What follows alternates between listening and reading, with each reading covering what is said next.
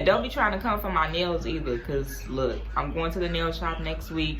Like I said, I will be leaving. I'm going on a trip, y'all, so a new vlog is on its way. Make sure you stay tuned for that. Again, don't come for my nails. I know they look ratchet and I know they look rough. Mind your business.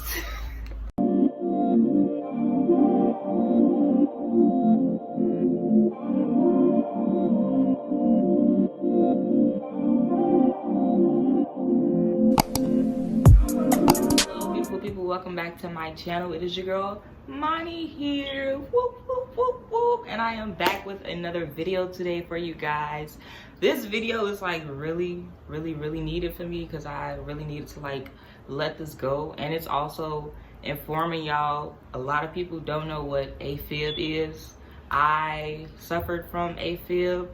So this is a story time and learn, get to know all about atrial fibrillation. That is the full term for AFib. It is called atrial fibrillation. It is heart month, as you can see. I got my 2 hearts up, including Valentine's Day. I might have a video dropping for y'all. I don't know. I'll be out of town though, so stay tuned. Definitely a vlog coming soon, coming soon. But back to the task at hand. Today I just want to go through the who, the what's, the when, the where's, and the why's of atrial fibrillation for those of you that don't know what it is.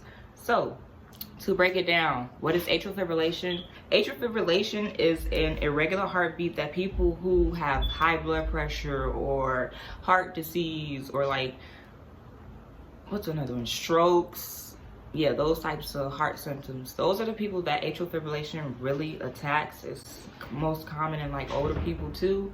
But where does AFib come from? Atrial fibrillation is an unknown cause. The number one, like they really can't tell you where it comes from. In my case, I think I was a candidate of stress at the time. It was a lot of grief and stuff that I was going through that I was like not dealing with properly. Another video for another time. But for me, it definitely was a candidate of stress. But like I said, for other people, it's most common in older people, like your 40s, 50s and up. So you figure diabetes, heart disease is already, like it's already a problem going on there. So that's where atrial fibrillation comes from. And then that is the breakdown of atrial fibrillation. Like I said, for me, I was a candidate of stress. So another thing, like don't hold in too much stress. Don't let things bottle, like affect you. Don't hold on to things a lot because it will affect your heart, y'all. Like I am a walking, living testimony to this. I've suffered from 2 ablation surgeries from this. Like atrial fibrillation is real. That's what I really want y'all to know. It is real, and it could potentially like take you down under to the point where like there's no coming back from it. So I just really want to like save y'all. If anybody like feel like they going through this, or know somebody that's going through this, or don't know how to define the symptoms, don't know anything, please come to this video and watch. I am here to let you know. So for me, my story with atrial fibrillation goes a little bit like this. I was on a set one day for the Chicago Fire, Chicago PD. It was one of those shows. I was being an extra, and me and an associate at the time, we were, on set. I'm like, okay, this is cool, it's fun. We on set for like maybe 2 hours now. I bent down to tie my shoe. Tying my shoe. Yes, I literally bent down, tied my shoe, and when I stood back up, only thing like I could do was just stand there and look around. My body was like stuck and my heart was beating so fast out of my chest. I didn't know what to do. Like I'm just like, okay, maybe I'm tired. What could I be tired from though? I didn't do anything but bend over and tie my shoes. So how am I like out of breath and my heart is racing like this? So I'm like, okay, sit down. Sat down for like 30 minutes while we were still out there. Heart still pumping, still jumping out of my chest. Okay, weird. An hour had passed. Second hour had passed and it was time for us to go home, wrapping up, grabbing our stuff. My heart was still beating and racing out of my chest, but that was it. Like, I was a little out of breath, but I'm like, okay, like, I'm just thinking I just really needed to sit down and get off my feet, because I've been on my feet all day since like 5 o'clock that morning. I just needed to take a chill pill. Cool. Third hour passed, y'all. I got home. When I got home, all I could do was sit on the couch. And I remember this day, like it was yesterday. I sat on the couch and I looked at my aunt and I was like, TT, my heart's been racing out of my chest for the past like 4 hours and I'm not even playing. I don't know what to do. She was telling me, she was like, okay, you know, you need to go see a doctor. Me being young-minded, I was like, what, 18, 19, 18, 19, one of those. Yeah, young, too young to be dealing with this.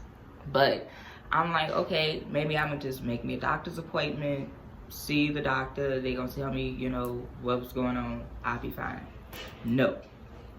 10 minutes after that, I'm sitting there and it felt like somebody was sitting on my chest and I couldn't breathe. I'm like, oh my God, I can't breathe. Like, I feel like I'm about to pass out. That's all I kept telling my TC. I feel like I'm about to pass out. I can't breathe, my chest is tight. So then she like rushed me to the emergency room. Y'all, when I got to the emergency room, let me tell you, the nurse looked at me and she told me, she was like, yeah, if you didn't come here, like, if you didn't get dropped off right now, you probably would have been coming here in an ambulance. So when I got to the emergency room, I went into SVT. So SVT is pretty much what you would consider to be a mini stroke. So my heart rate was above 180 and they had to pump me with some type of like liquid medicine to bring me back down. Literally in that moment, like, I felt the medicine rolling through my body because it was cold. But like at that moment, I really didn't know like what to think. I didn't know what to do. I didn't know how to feel because I didn't understand what was going on. So like the only thing that I could do was just like lay there and cry. I promise y'all, all I did was cry and cry and cry and cry because I really didn't know what was going on. So like once I got past that and they were able to like bring me down and bring my heart rate down and get it together, I'm just in there like, okay, so what is going on with me? Like, why am I feeling like this? Why is my heart and my chest feeling so caved in? Like, I can't breathe. What's going on? Nobody was able to tell me any answers that night. They're just like, oh, you know, like, you need to rest, you need to do this, you need to do that. Number one, I was at the worst hospital ever. So that night I stayed there, but that next day I left and I went to a better hospital, and from there I was able to get a little bit better understanding of, I had my first panic attack and I didn't know what it was, and it scared me because I was like, I'm not stressing about nothing. Like, to me I wasn't stressing about anything, but my body was telling me like, no girl, you need to sit down and get yourself together for real, because at any moment you finna drop like a fly around here. And that's literally what happened without happening. I dropped like a fly, but not literally. But from the second hospital that I went to, I was able to get a cardiologist to tell me that I had signs of atrial fibrillation. Again, I'm 18, 19 years old. What is atrial fibrillation? I don't know what that is. I've never heard of that in my life. Like, I'm so dumbfounded to it. And as he like told me, like, okay, so this is what atrial fibrillation is. I'm so sorry, y'all. I forgot to tell y'all a whole little part. When I got to the next hospital, the emergency room, now, I told you I came from a previous hospital. I had already been stuck and bruised and IVs and needles everywhere, taking blood. Like, I had already been there that night. So the next day, like I said, I went to the emergency room, I had to go back, I had to get blood drawn, I had to get EKGs. So with EKGs, if you don't know, that is where they have to take the little sticky monitor machine and they have to stick stickers all around you to take an ultrasound of your heart. And as I'm laying there on the table, the sticky's all cold and stuff, I'm just laying there lost, still confused, because again, I really don't know what's happening. I'm just laying there. I just know I have to do this in order to make myself better, but I have no comprehension as to what's really going on. So I'm laying there, and the nurse is looking at me like, how old are you? I'm like, you know, I'm 18. It's like, you're too young to be dealing with this situation. They're like, usually when we have to do EKGs, we're doing EKGs on people that are like 55. I'm like,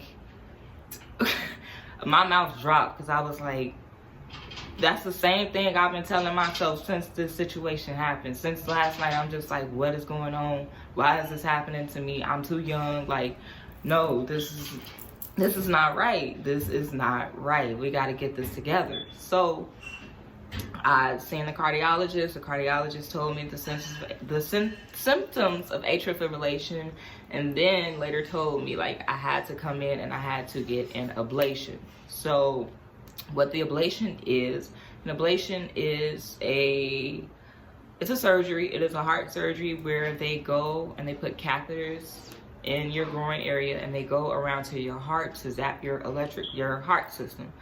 So with atrial fibrillation, again, it is with irregular heartbeats. What they're trying to do is zap your heart to get it to function and beat in a proper motion where it's not beating too fast, like overly, where it doesn't need to be. So they try to get it to regulate itself.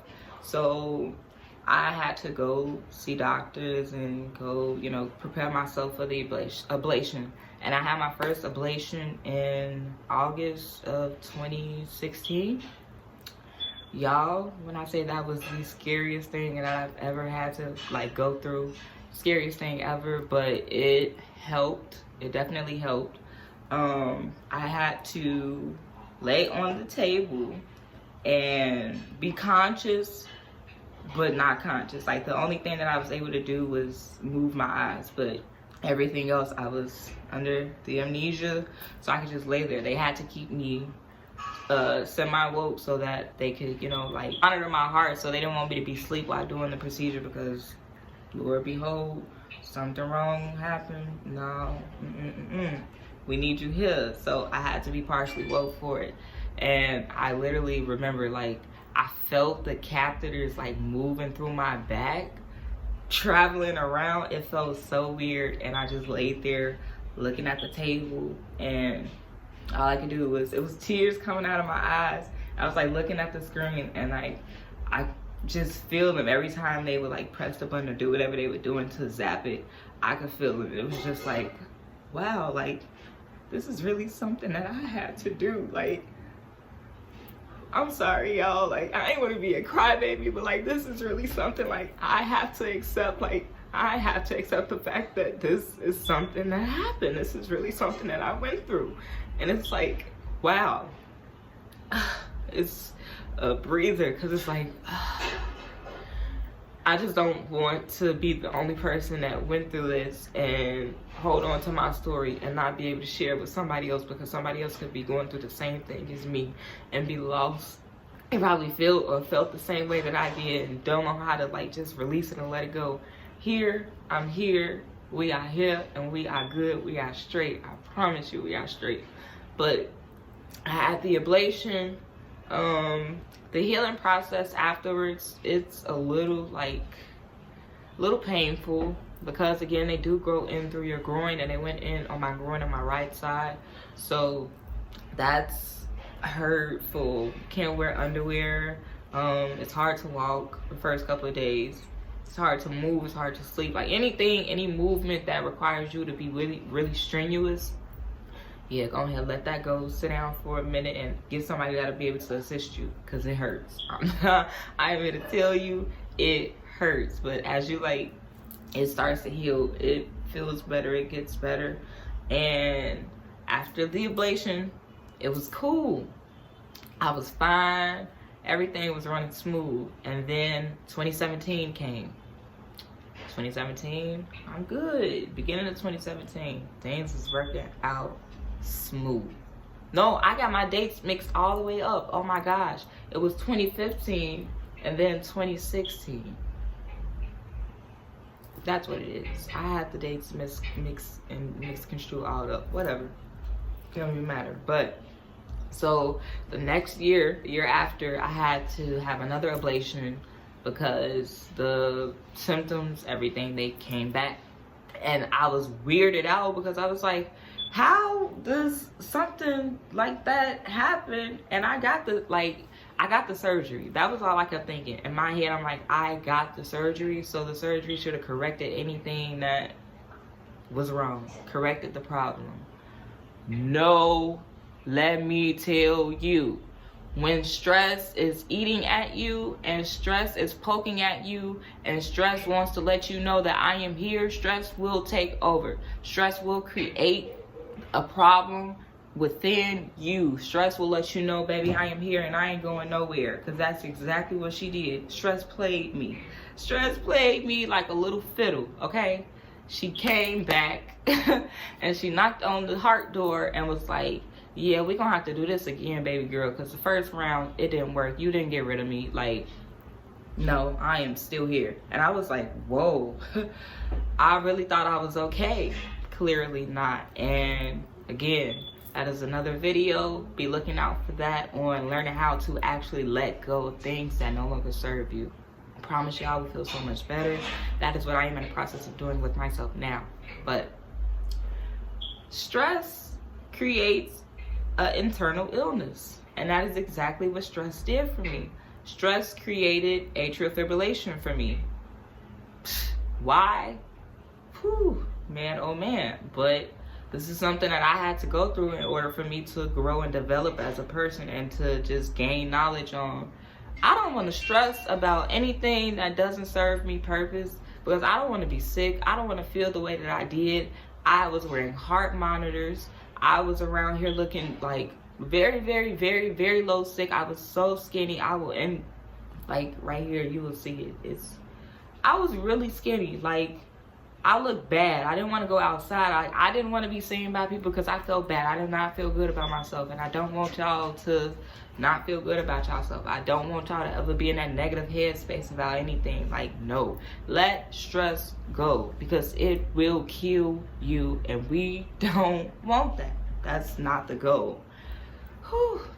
We gotta learn how to let go, y'all. I really can't wait to make that video for y'all. Really can't wait. Really, really, really can't wait.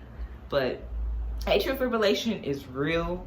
Please take care of yourself. Like, take care of your heart, take care of your mind, take care of your body, and take care of your soul. Pray, meditate, do whatever you need to do to release all these things because y'all don't want to end up laying on the table, looking at a screen, and them zapping your heart, trying to get yourself together. It's not worth it. Anything that's like really hurting and hindering you, let it go, please. It serves nothing. I don't want you to go through what I went through. I never want anybody to go through what I went through because that was a scary time. That was a really scary time in my life. Like, and I didn't go through it alone. Like, I had a very, very, very great support system, but it is hard. Like, hard. It's really hard. You just have to keep fighting, keep pushing through it.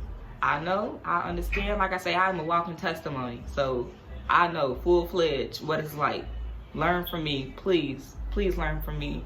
Thank y'all for staying tuned to my video on atrial fibrillation, Afib for the short. If you have any questions, if you want to ask me anything, like, I am here to talk. I am a listening ear. I always let y'all know I don't bite. I'm a very nice person. I'm here to connect with y'all. I'm here to connect with everything that we got going on. So as always, like, comment, subscribe, turn your notifications on, follow me on all the socials, keep up with me, and stay tuned to the next video. I love y'all. Until then, sending you my love and my light.